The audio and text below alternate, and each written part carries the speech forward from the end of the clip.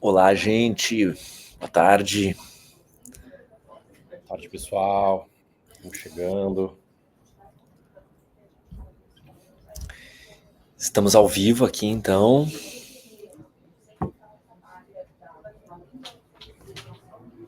Boa tarde a todos.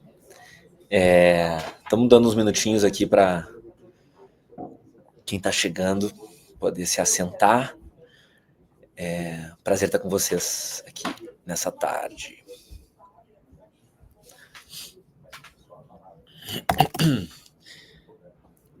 Bom,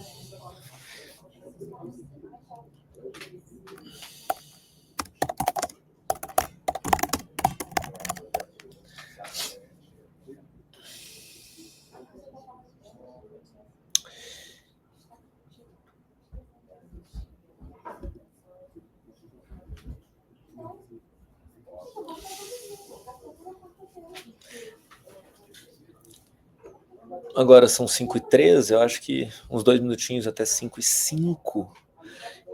Quem já está chegando aí com a gente ao vivo, por favor, podem guardar uns minutinhos e quiser pegar uma aguinha, um café, que aí a gente vai começar aqui todos juntos.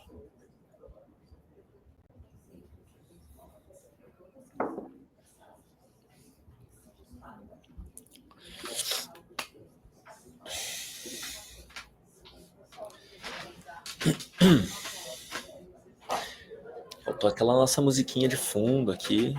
Próxima vez a gente produz uma musiquinha no... Musicalidades. Ó, foi só pedir, olha que produção atenta.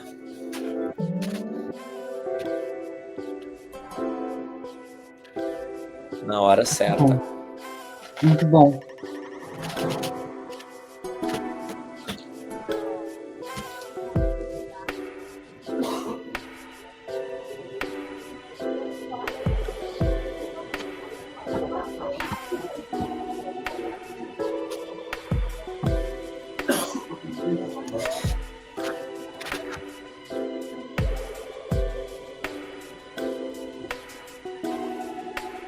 Então, muito bem, gente.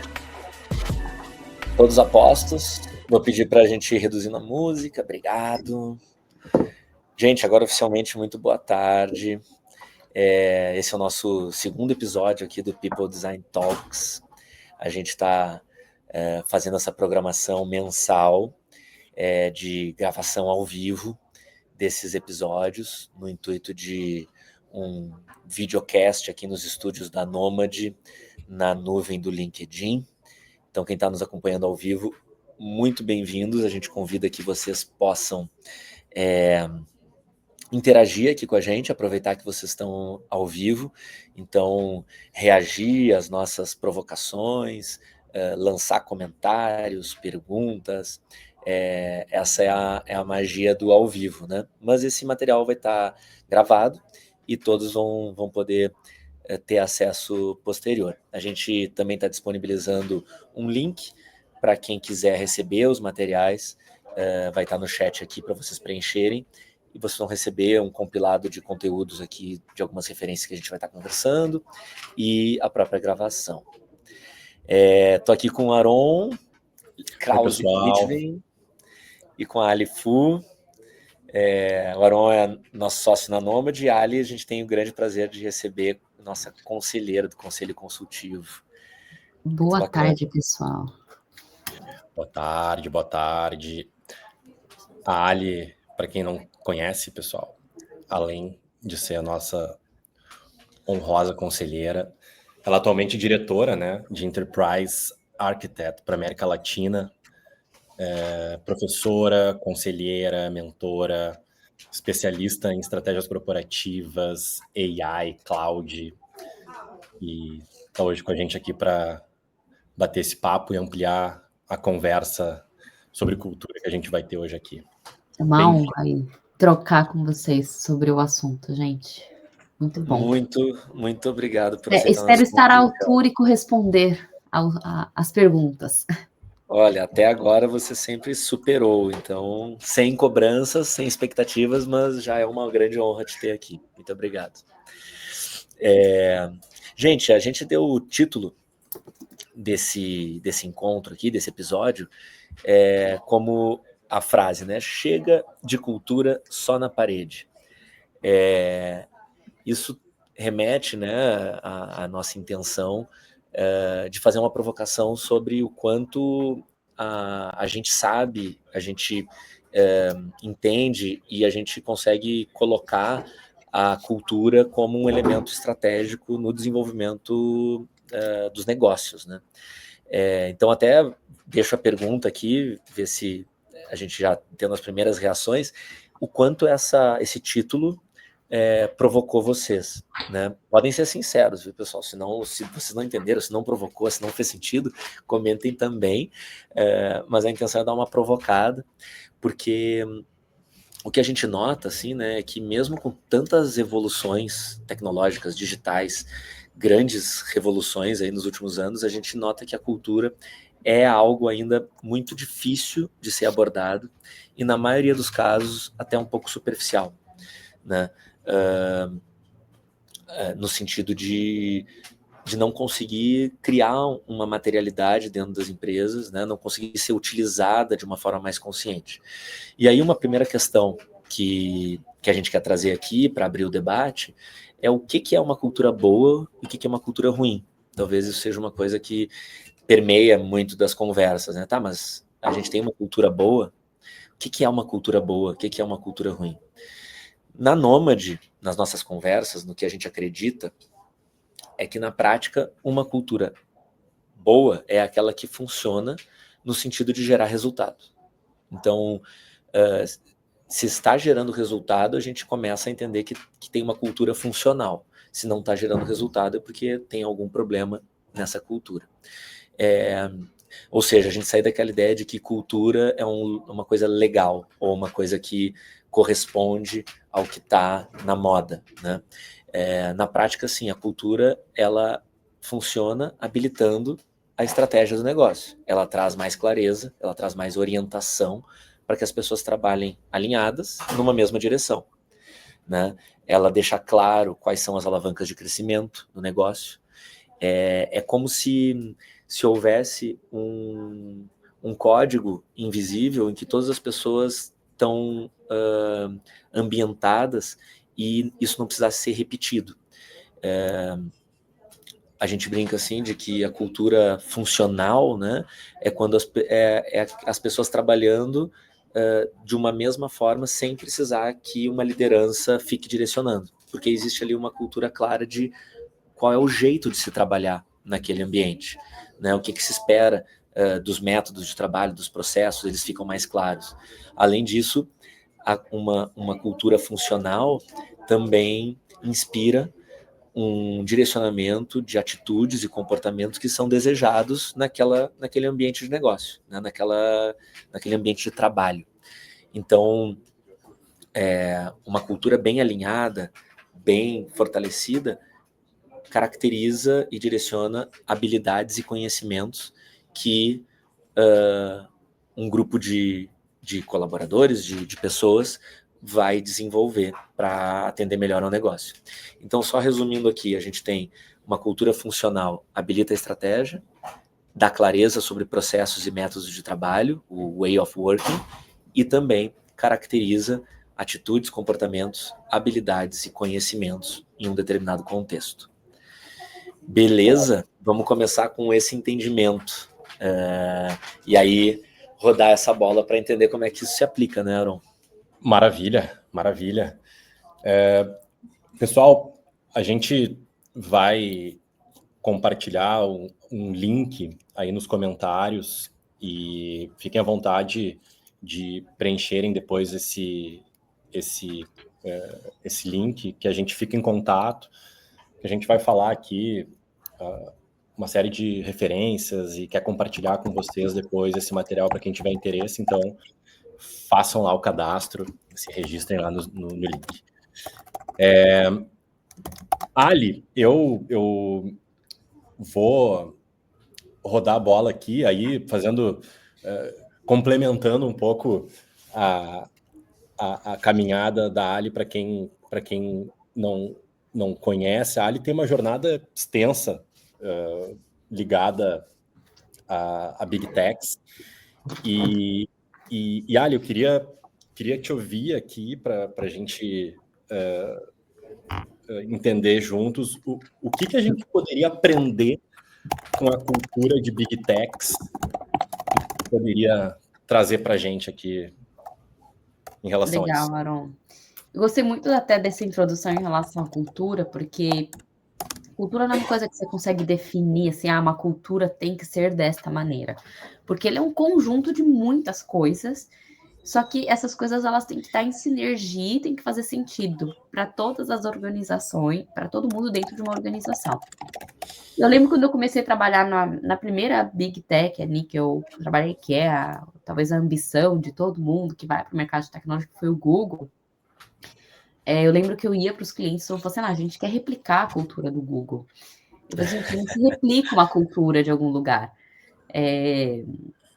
Você tem que entender quais são os elementos que fazem sentido para o teu ecossistema, para o teu perfil de negócio, para o teu contexto, para os teus stakeholders, e aí, a partir disso, construir. Mas existem vários elementos, talvez, que hoje a gente, observando para todas as empresas de tecnologia, que são interessantes, porque eles foram moldados para um contexto que se transformou ao longo dos anos, que é essa mudança constante. Então, hoje a gente passa por um momento que são grandes mudanças. Eu falo que a única constante que a gente tem hoje é a mudança. E você conseguir hoje, as empresas de tecnologia, elas protagonizam muito essas mudanças, porque as mudanças que a gente passa hoje são drivadas pela tecnologia.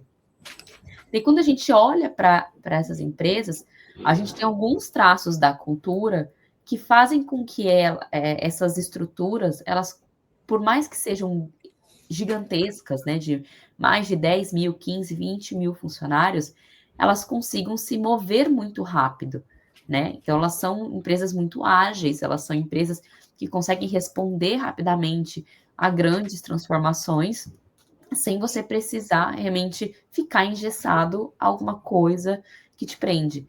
E uma das primeiras coisas que eu aprendi foi que a cultura ela não tem que engessar e prender, mas ela tem que dar um direcionamento. Ela tem que ajudar as pessoas que estão inseridas naquele ecossistema a entenderem para onde que a organização está indo. E não prendê-las. Ela não é ela tem que ser um porto seguro, ela não pode ser âncora de nenhum elemento assim de transformação. Então, isso eu acho que é a primeira coisa que eu aprendi, assim, trabalhando em Big Tech, que uma cultura, ela impulsiona, ela não trava. E quando a gente olha para outros elementos de uma cultura, né, de uma Big Tech, que é muito assim, você responder com agilidade, você olhar para o colaborador não como um ativo, né, assim, aquele funcionário daquela posição, com aquele job description. Eu lembro que, ao longo dos anos, esse contexto do descrição do cargo, ele foi se perdendo. E hoje, é muito engraçado, porque hoje você vai para algumas empresas, assim, se a pessoa não tem aquele descrição de cargo muito bem detalhada, etc., a pessoa parece que concha, ela não sabe o que fazer. E isso é um dos elementos que eu percebi nas Big Techs. Não necessariamente você vai ter um job description que vai dizer exatamente o que você vai fazer, mas você vai ter um norte que vai ser baseado nas tuas capacidades, no teu conhecimento, na tua experiência, que vão te colocar naquela posição e vão te exigir que você seja muito criativo para trazer o teu conhecimento e tua experiência para ajudar a resolver problemas que não necessariamente vão estar presos a um job description, que vão estar presos a uma descrição do tipo, você tem que fazer A, B, C, D nessa sequência. E isso faz com que as organizações de tecnologia têm uma determinada flexibilidade de realmente mover transatlânticos operacionais de uma maneira como se estivesse pilotando um jet ski, né? Então, assim, você vira muito rápido, você consegue pivotar muito rápido, você consegue... E não tem aquela... um pouco até do... Não tem aquele ego do eu que fiz, isso é meu. Tem muito do isso é nosso, isso foi feito para resolver um determinado problema em determinado momento, mas agora o problema é outro. Então, quando a gente olha para o momento do mundo global que a gente está vivendo, e como eu falei que a única constante é a mudança, se a gente tem uma cultura do apego, do ego, daquela coisa assim que não habilita você realmente mudar, reciclar e inovar, você acaba tendo esses vícios corporativos que não permitem você fazer mudanças rápidas.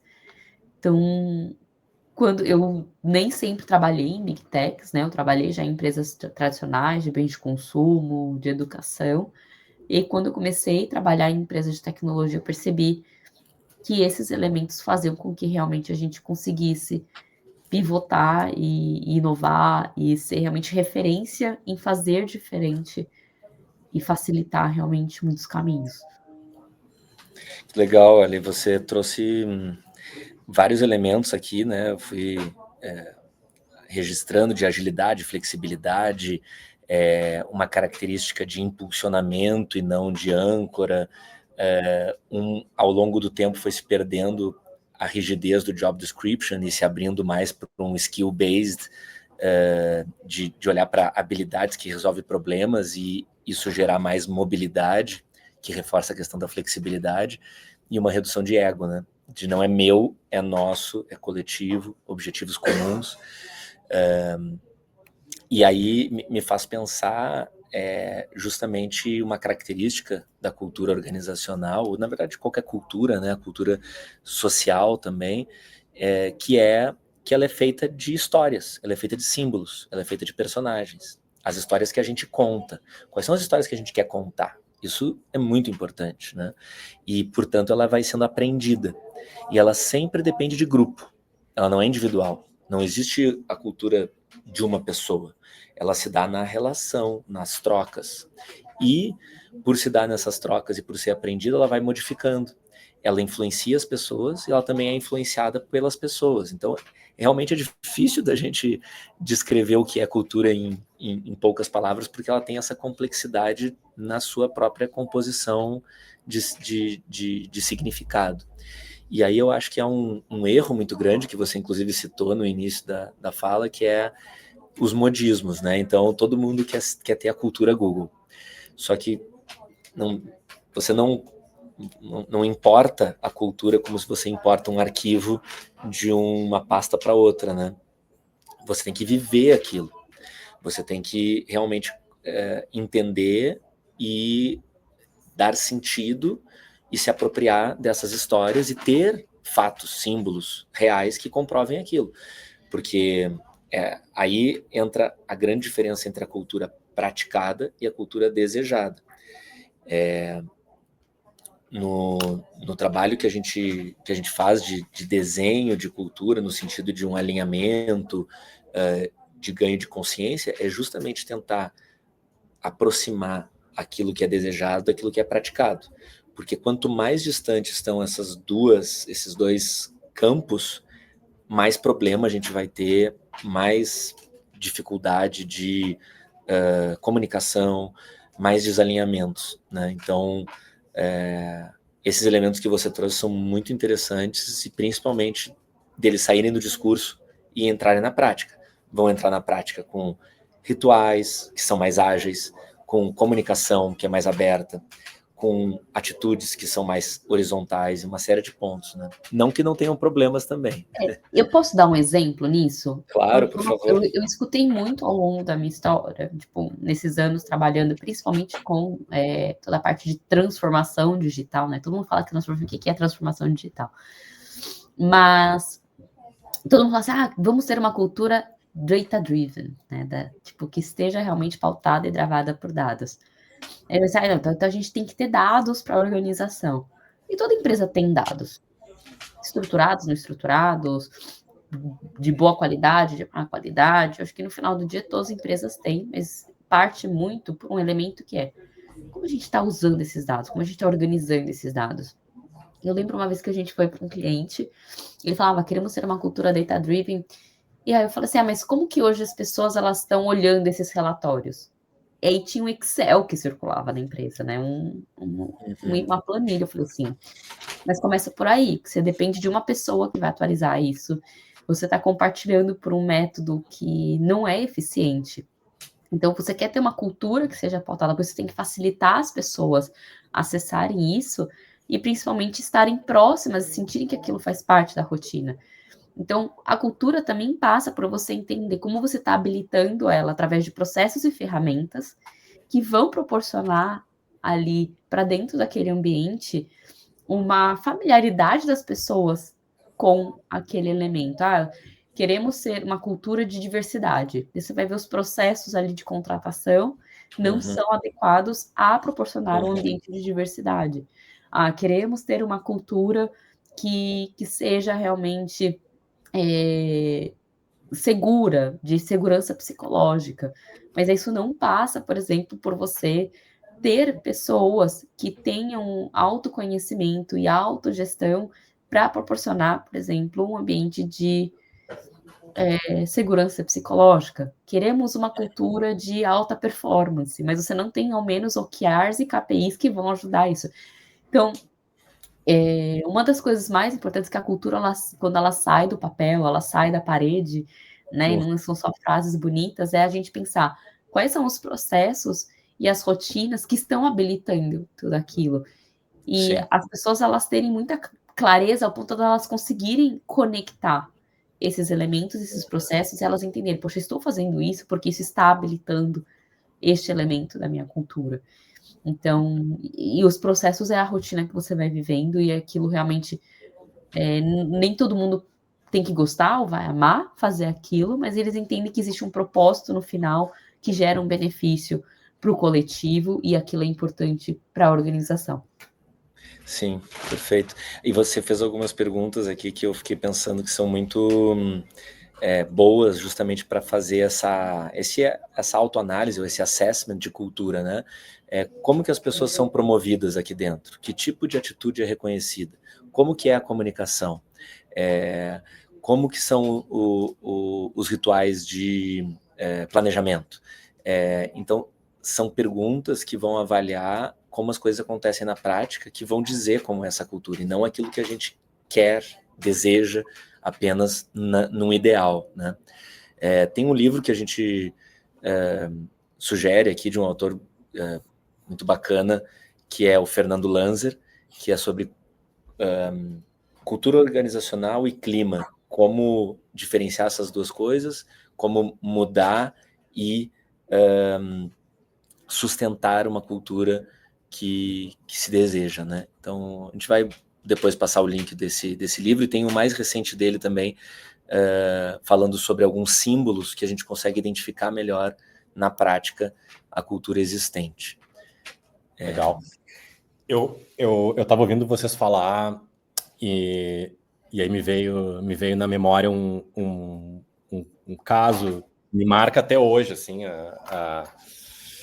a maneira como aquilo veio com tanta verdade, assim, um cliente que a gente estava atendendo, enfim, e a gente estava fazendo todo um processo de trabalhar alinhamento da cultura, e a gente estava começando a desdobrar esse entendimento, e tinha toda uma intenção de se desenvolver uma cultura voltada para a experiência do cliente, colocar o cliente no centro, ter essa orientação de desenvolvimento da cultura. Bom, e em determinado momento a gente escuta assim, né? Vocês querem entender a nossa cultura aqui dentro? Porque, claro, a gente começou a fazer uma série de interações, de conversas, de levantar esse assunto para começar a mapear. E, claro, vocês têm que conversar com as pessoas mais antigas aqui da companhia. É ali que vocês vão conseguir entender a cultura da nossa empresa. E aí, claro, a gente... Pô, excelente, importantíssimo, né? Ouvir as pessoas mais antigas, né? As pessoas que estão há mais tempo na companhia, certamente são as pessoas que mais sabem das histórias, que eventualmente mais conseguem ter, né, uma sensibilidade de compreensão da linha histórica da companhia.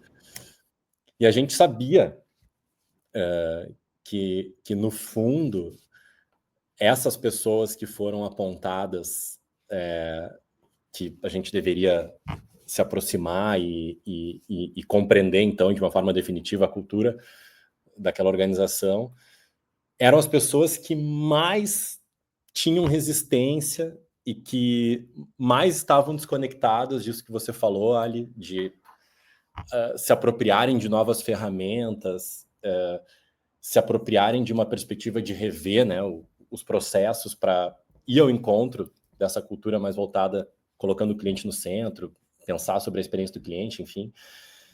E aí a gente vê, né, isso que você falou, né, Daniel, a cultura praticada da cultura desejada, o quanto que tem muita resistência, né, dentro dessa dinâmica e às vezes pode nos levar a esse tipo de falsa percepção, né? Não, para a gente entender nossa cultura, dialoga com os mais antigos, porque essa é a verdadeira cultura da companhia. Tá, mas será que é essa cultura... E ao mesmo tempo a gente sabia, né? A gente falou com pessoas, vamos dizer assim, mais novas na organização, e eram pessoas que viam uma série de problemas, de desalinhamentos em relação a essa convergência de uma formação de uma cultura mais voltada para a experiência do cliente. E aí ficou claro, né, o quanto que tinha ali uma tensão de verdade, assim, né? Fala, Ali.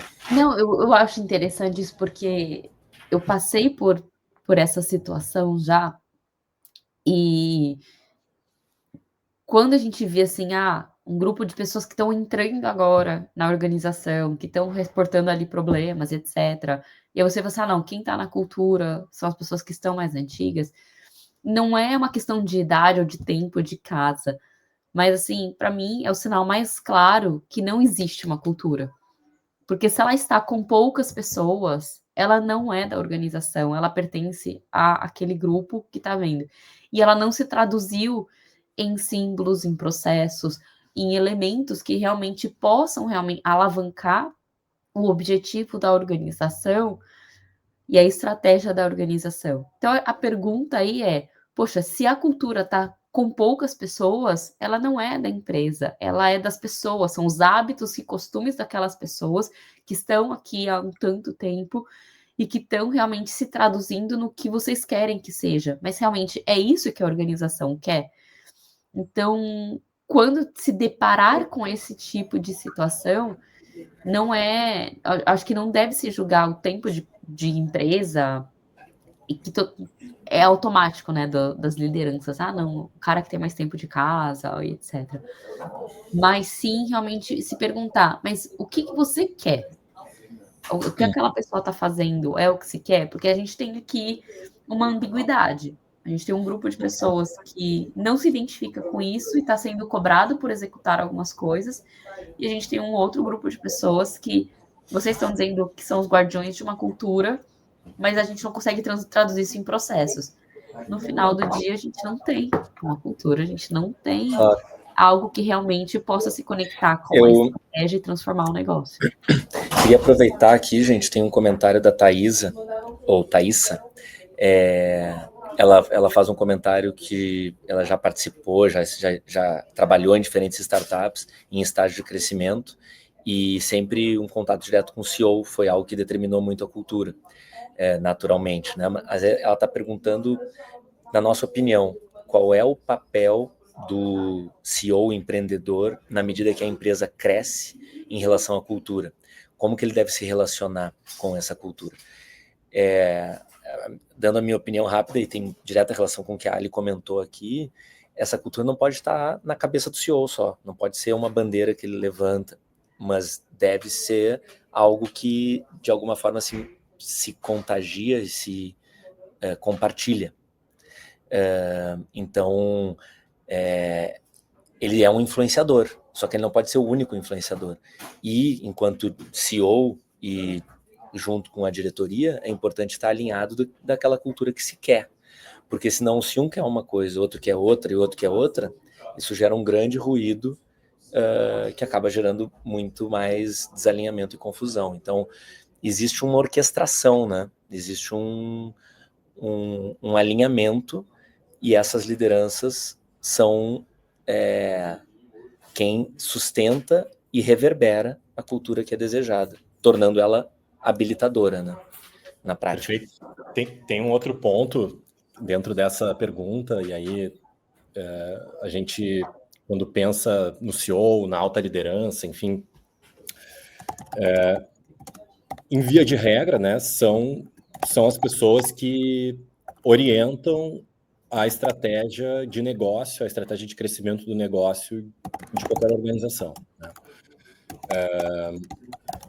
Bom, todo mundo aqui já deve ter ouvido em algum momento a clássica frase de que a cultura come a estratégia no café da manhã, né? Sempre quando a gente discute cultura, a gente recai nesse tipo de memória, assim, né? Que é a frase clássica do Drucker, né? Um grande guru da gestão. E quando a gente pensa nessa frase, claro que existe uma verdade que ela traz, né? No sentido de que a cultura, uma vez que ela é viva, justamente, ela se dá nas relações, ela se dá na forma como as pessoas interagem, fazem o trabalho acontecer, sim, isso poderá, de alguma maneira, afetar o entendimento da execução da estratégia. Porém, a gente poderia fazer uma atualização, né, dessa frase, porque, claro, quando o Drucker trouxe isso, faz quase 30 anos atrás, né, 25 anos atrás que ele falou isso. E aí tem um artigo que o professor Silvio Meira, ele escreveu certa vez, que ele trouxe toda uma analogia em relação a o quanto que as organizações poderiam estar sendo comparadas com redes sociais, né? E aí ele traz uma reflexão em relação a isso, né? Do ponto de vista que, quando a gente pensa uma empresa, quando a gente pensa uma organização, no final das contas, a gente está falando de pessoas, né? Pessoas, processos, né? É isso que, na prática, constitui uma empresa, uma organização. E essa analogia, né? E aqui a gente aproxima esses dois mundos, né? Cultura e estratégia de negócio. Uma depende da outra, uma está diretamente conectada com a outra. E, em geral, né? Quando as pessoas elas se relacionam, elas se conectam, trabalham juntas, existe aí uma criação de significado, né? De contexto que elas interagem, e também existe aí, nessa interação, uma produção de conhecimento, né? É evidente que existem aí diferentes níveis, né, de problemas, de complexidade de problemas a serem resolvidos, né, que as pessoas vão dando conta para serem enfrentados, né? Então, é o dia a dia de qualquer organização. E esse contexto, né, justamente esse contexto de interações que acontece no dia a dia de qualquer empresa, é muito vivo, né? E quando a gente entende que isso é muito vivo, isso se dá em função das dinâmicas relacionais, da forma como as pessoas se comportam e interagem, a gente compreende que cultura e estratégia de negócio concorrem simultaneamente dentro desse movimento dentro desse dinamismo, né?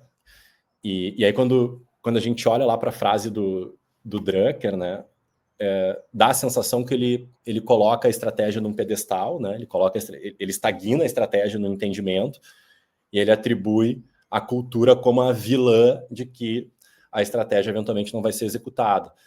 E na verdade, desconsidera justamente que a estratégia ela depende de muita capacidade de execução, que, na prática, é a forma como as pessoas interagem, como as pessoas constroem conhecimento, como as pessoas constroem valor em conjunto para alcançar os objetivos de negócio que se tem. Então, são dois conceitos muito vivos, né? O que faz com que a gente possa querer colocar em xeque, em partes, a frase do nosso guru, mas é algo que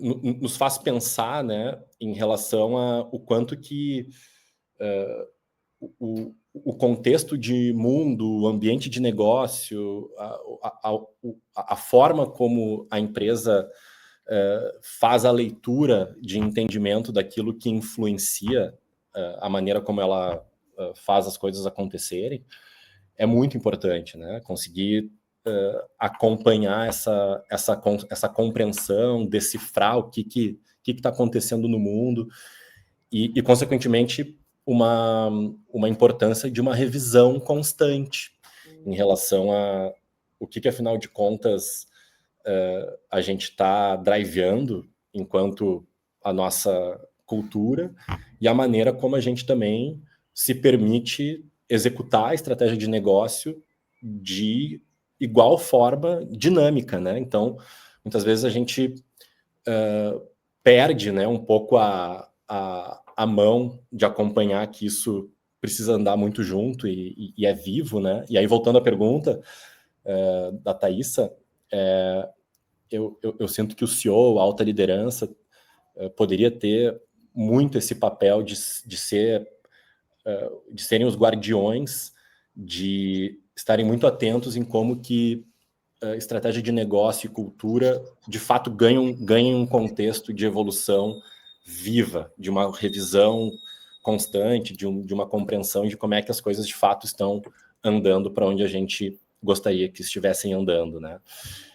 E aí, assim, eu queria deixar a bola picando aqui para a Ali e trazer um pouquinho dessa questão da mudança de mundo, né? O quanto que a mudança de mundo afeta diretamente a cultura. E Ali, como é que na sua visão, né, a cultura das empresas se transforma na era de IA, né? Que é o que estamos intensamente vivendo. A IA, ela ajuda ou atrapalha essa perspectiva de compreensão e evolução cultural? Como é que você vê isso? Quanta coisa. Vamos lá. Primeiro que eu acho que tem que ter um conceito que todo mundo tem que entender, que eu volto, acho que a frase desse nosso bate-papo é que a única constante é a mudança. Porque a cultura e a estratégia também mudam. Existem os valores inegociáveis que têm que permanecer assim como pilares da fundação de uma organização, mas e que eles vão realmente talvez serem talvez eu digo talvez porque eles também podem mudar, mas talvez coisas que não mudem porque são inegociáveis, né? Então o que é inegociável assim? Dentro dos valores de uma organização que impactam diretamente nessa construção da cultura e da estratégia. Mas mesmo na era da inteligência artificial, eu costumo dizer que a IA não é uma tecnologia. A IA ela é um elemento que influencia muitos aspectos, inclusive da estratégia e da cultura da organização.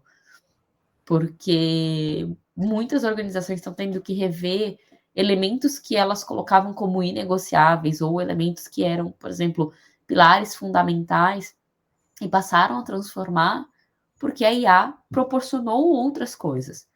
Então, muitas empresas Por exemplo, no Covid, que foi um momento crítico e não inegociável, que todo mundo que pudesse trabalhasse de casa. E logo depois que a gente volta a uma rotina que nos permite ir para o escritório, volta a ter mobilidade, as empresas que tinham como parte da cultura ou como um benefício o home office, o híbrido, tiram aquilo. Essa mudança, ela aconteceu, né? Então, foi boa ou ruim, não sei. Muitas delas voltaram atrás porque elas não conseguiram traçar novas estratégias de negócio que permitissem que as pessoas continuassem no home office. Mas existem empresas que cresceram, ampliaram e construíram mercados a partir de uma cultura e de uma estratégia que permitia o home office. Então, o que a gente pode aprender com essas empresas, né? Então, por que deu certo em algum lado e não deu certo em outro lado? E o que eu observo, por exemplo, que deu certo foi que essa mudança entre cultura e estratégia, ela foi tão combinada, né? Ela foi um movimento em conjunto que habilitou realmente que as pessoas aprendessem a trabalhar com aquele modelo. E gerou-se realmente um elo de confiança de que aquilo funcionaria e se entregou o valor e se trabalhou aquilo de forma muito positiva. E trazer a inteligência artificial para todo esse contexto, ela muda drasticamente a estratégia, muda muito elemento de cultura, e olhar ela como um facilitador, aí sim a gente olha pela ótica da tecnologia, ela pode ser um aliado muito grande, sim, porque você vai usar uma série de tecnologias que antes elas não poderiam ser, não existiriam se não fosse a IA, e elas passam a realmente habilitar novos negócios e fazer parte ali da rotina. Então, a forma que, por exemplo, você pode se conectar com pessoas do mundo inteiro com uma ferramenta que vai te fazer falar qualquer idioma, porque ela tem uma tradução simultânea. Então, assim, quão global você pode se tornar a partir do uso de uma tecnologia de inteligência artificial que vai poder, por exemplo, colocar sua marca em qualquer lugar do mundo de uma forma muito mais rápida, muito mais fácil. E você vai poder ter uma diversidade de pessoas, de uma pluralidade cultural, porque a IA está habilitando você ter isso. Mas o quanto você está se abrindo como estratégia de organização para que isso aconteça. E o quanto você está se preparando para habilitar a tua cultura para que isso aconteça. E tem um elemento também que fala assim, tem uma frase que o Mark Benioff, né, fundador da Salesforce, fala que nós somos a última geração a fazer a gestão somente de recursos humanos, porque nós já evoluímos para a era da inteligência artificial com agentes autônomos, que a gente conseguir traduzir regras de negócio em algoritmos que vão performar, por exemplo, atividades de alta repetição, só que esses agentes autônomos vão trabalhar junto com times. E esses times vão começar a traduzir regras para esses agentes. E os agentes vão dar respostas e trazer ações para as pessoas. O como líderes e pessoas estão sendo preparadas em letramento, em conhecimento, em experiência, em pensamento, né, em mindset de trabalho, para trabalhar em uma era onde não vai se trabalhar exclusivamente somente com agentes com pessoas, e sim coexistir.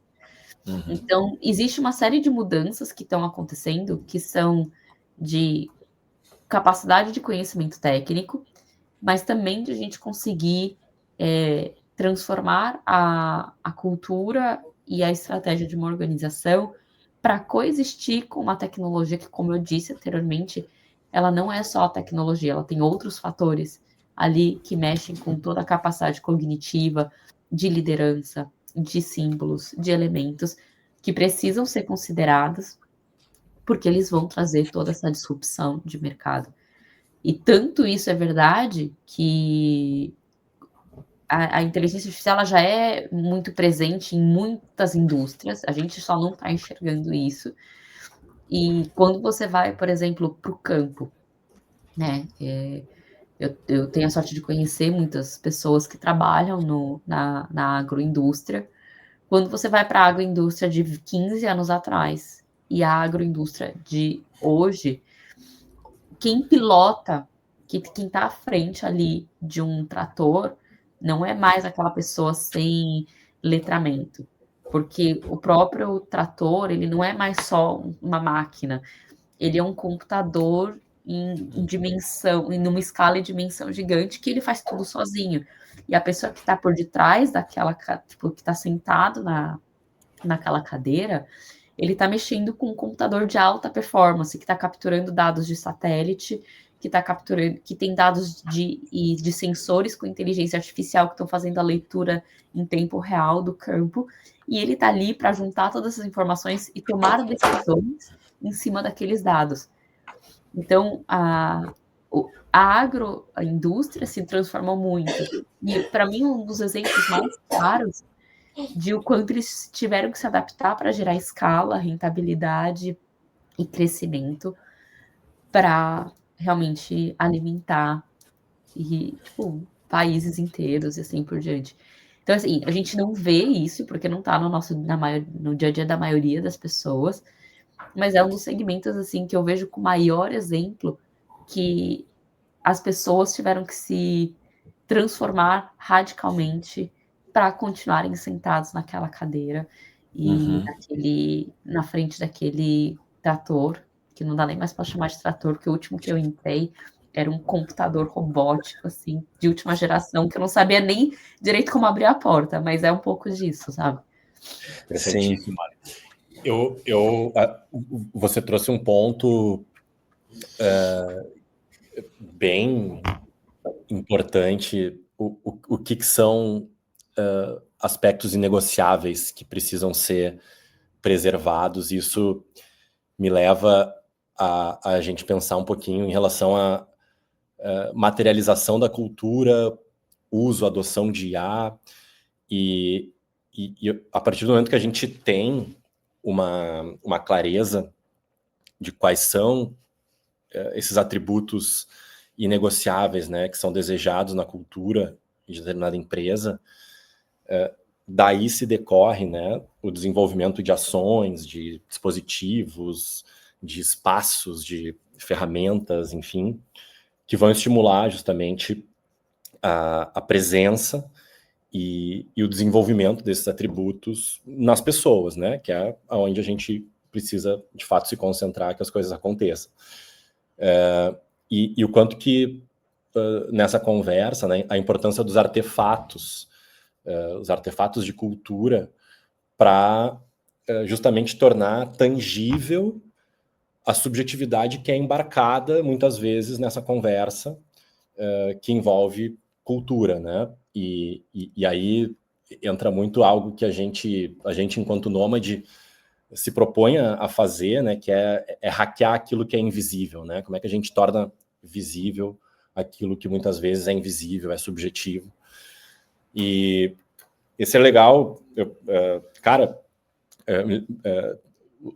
os dois casos aqui que a gente viveu, que seriam interessantes, Natura, sim, seria legal trazer uns comentários. Seria... Quando a Ali estava comentando, né, do inegociável e ao mesmo tempo da flexibilidade de novas atitudes, novos comportamentos, novos conhecimentos que precisam ser incorporados, ainda mais cada vez na velocidade que a gente percebe aí. Eu lembrei do caso de Natura, né? A gente tem um case de Natura muito interessante que com a compra da Avon, com as fusões, se percebeu uma necessidade de direcionar e reforçar alguns comportamentos que eles precisavam ser mais claros e direcionados na liderança para que o negócio se reinventasse, garantindo um pouco de essência, que é fundamental, mas também garantindo novas habilidades e comportamentos que dariam esse novo tom, né, de competitividade, de diferenciação, de renovação mesmo da proposta de valor, né? Então, no caso de Natura, a gente construiu um artefato que a gente pode ter como um dispositivo, uma ferramenta, um instrumento que lançava histórias, né, provocações de dilemas para que os líderes trabalhassem com as suas equipes e fizessem eles refletirem sobre reações àquela situação e o quanto as reações elas estão mais ou menos conectadas com o que é desejado. E o objetivo, resumindo assim desse material, desse artefato, é que ele pode ganhar diferentes formatos, pode ser analógico, pode ser digital, mas basicamente é gerar awareness, né? Consciência nas pessoas daquilo que elas, de como elas respondem hoje e de como se gostaria que elas respondessem. Porque é esse gap, é essa lacuna que aonde a gente trabalha a aprendizagem de transformação. Se eu não sei a lacuna, se eu não sei a distância do que eu faço hoje, do que eu deveria fazer, que a Ali até usou um exemplo bacana lá da planilha, né, que era compartilhada, alguém tinha que atualizar a planilha de dados offline. Então, se eu não sei o quão distante isso está da realidade desejada, eu não consigo fazer um movimento em direção a uma evolução. Então, a tomada de consciência é exatamente o dispositivo, o artefato de cultura, ele ativa esse tipo de tomada de consciência. E mais recentemente, já que tu citou, Aaron, a gente está trabalhando com a Prio. Para quem não conhece, a Prio é a antiga PetroRio, é uma junior oil super inovadora na exploração de petróleo offshore, né, de plataforma, e teve um crescimento absurdo, muito rápido, e precisou resgatar alguns valores que fizeram com que eles se tornassem essa empresa competitiva. E aí, dentro do cenário atual, o que significa ser uma empresa orientada por pessoas, o que significa ter ousadia, ser inconformado, o que significa na prática, né? Porque as pessoas vão distorcendo a mensagem. Na verdade, não falo da distorção como algo negativo ou, digamos, mal intencionado. A distorção ela acontece porque vão entrando mais pessoas, vão tendo outras influências e aí eu vou interpretando aquilo de uma outra forma. Então, intencionalmente, a estratégia de cultura ela vai direcionar o que se quer que se entenda por aqueles conceitos. Os conceitos eles são vivos, a gente precisa ajudar a materializar. E no agro não tenho dúvida que foi feito muito esse trabalho de ressignificação do que é o trabalhador do campo, o que são as competências do campo, o que é o agro hoje na prática, né? Isso vai sendo remodelado. E aí tem dois conceitos, né, que eu acho super legal, inclusive a gente vai disponibilizar 2 podcasts que falam de forma resumida, que a gente sugere aqui, que é sobre Skill-Based Organizations, né, o que é uma organização orientada por habilidade, e o Right Skilling, que a gente tem cada vez mais assertividade na orientação e no desenvolvimento de habilidades conforme necessidades específicas de cada posição, função ou tipologia de problema que a empresa resolve. Porque com tanta coisa que tem aí para aprender, se a gente não for preciso e direcionado, a gente acaba se confundindo com tantas novidades que o mercado oferece, né? Então tem que ter uma boa direção. Perfeito. Esse elemento, né, de trabalhar a gestão do conhecimento dentro, né, e a favor, né, do desenvolvimento de uma cultura de determinada organização é um ponto que a gente construiu, levou um tempo para a gente materializar essa ferramenta. Hoje ela está à disposição, né, que se chama Mais Nítido, que é uma ferramenta que desenvolve justamente essa abordagem do right skilling dentro das organizações. E aí a gente foi aprender que o quão importante é conseguirmos contextualizar, né, toda uma lógica de taxonomia de conhecimento que faz sentido e que é própria para o contexto daquela organização.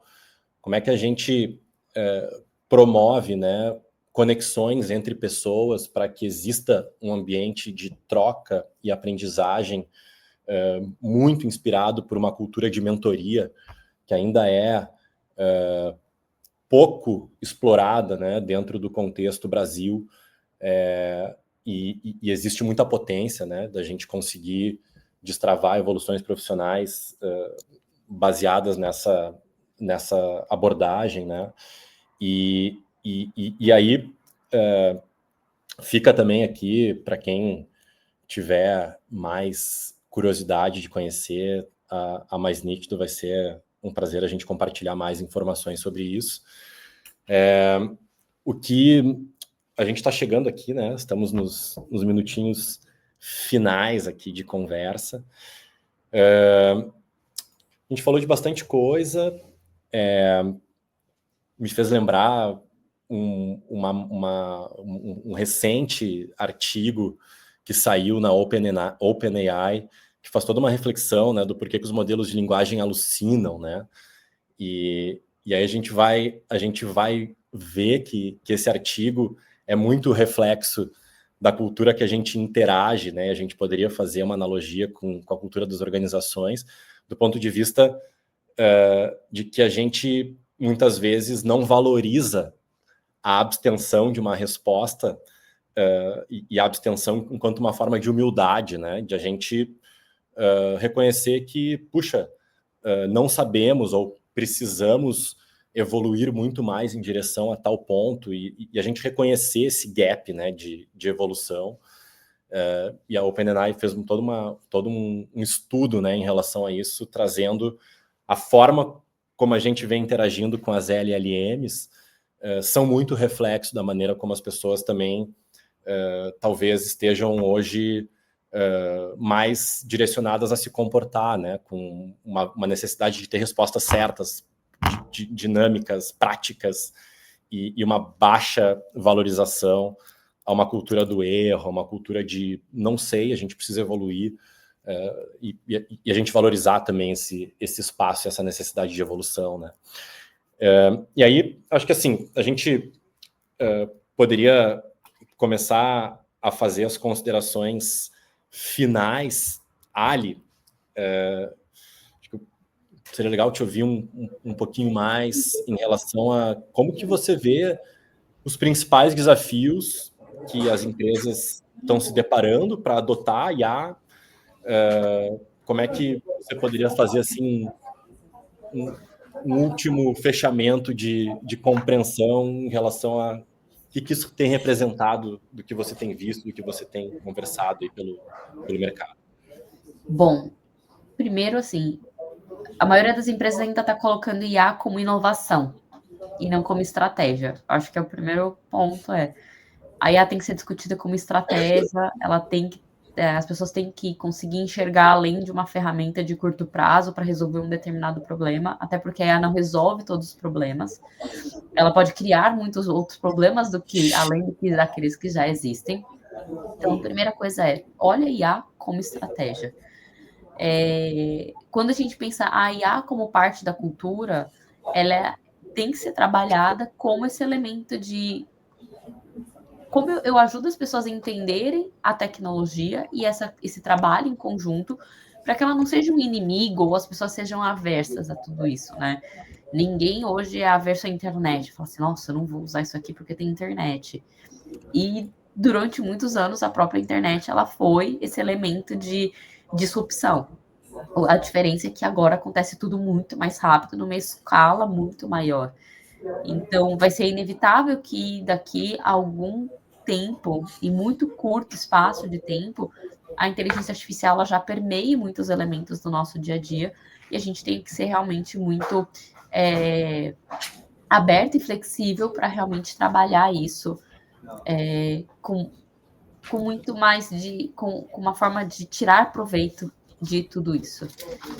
E no final do dia é pensar realmente como nós, pessoas, indivíduos, queremos que essa transformação impacte a gente. Então, se colocar como protagonista dessa transformação. Então, o que eu posso fazer antes que a empresa diga o que eu preciso fazer.